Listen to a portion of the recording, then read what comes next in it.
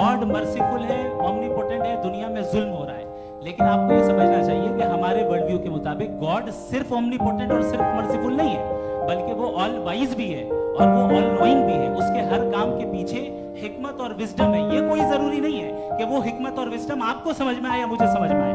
अगर आप जो समझ रहे हैं उसके मुताबिक आप फैसला कर रहे हैं, ये लिमिटेड पर्सपेक्टिव से आर्गुमेंट है। और इस चीज को हम अपनी दुनिया में, अपने लाइफ में, डेली लाइफ में इस प्रिंसिपल को एक्सेप्ट करते हैं। हम जब किसी डॉक्टर के पास जाते हैं, डॉक्टर के पास जाकर वो अगर उसने हमें कोई दवाई दी है तो हम ये तो नहीं कहते कि जब तक आपके पास जितना नॉलेज और जितना विजडम नहीं है, आपने क्यों ये दवाई दी है, तब तक हम इस चीज को एक्सेप्ट नहीं करेंगे। नहीं कहते, हम उसकी अथॉरिटी को तस्लीम करते हैं। क्यों? क्योंकि उसकी हम जानते हैं कि वो नॉलेजेबल है, वो विजडम वाला है, हमसे ज्यादा नॉलेज और हमसे ज्यादा विजडम है। डॉक्टर में और खुदा में बड़ा डिफरेंस है। डॉक्टर पढ़ा लिखा होता है एक, तो मैं उसकी बात सुनूंगा।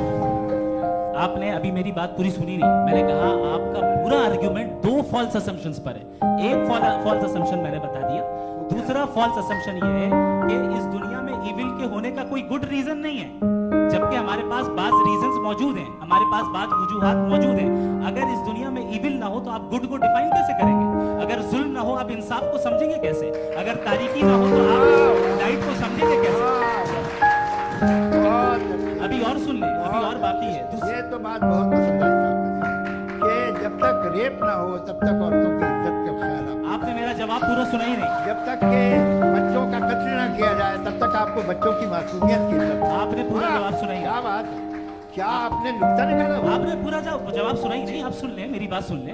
ये मैंने आपको एक चीज बताई। दूसरी चीज, इस दुनिया में हम आए हैं टेस्ट के लिए, हमारा टेस्ट हो रहा है और हर इंसान का अलग अलग अंदाज में टेस्ट होता है।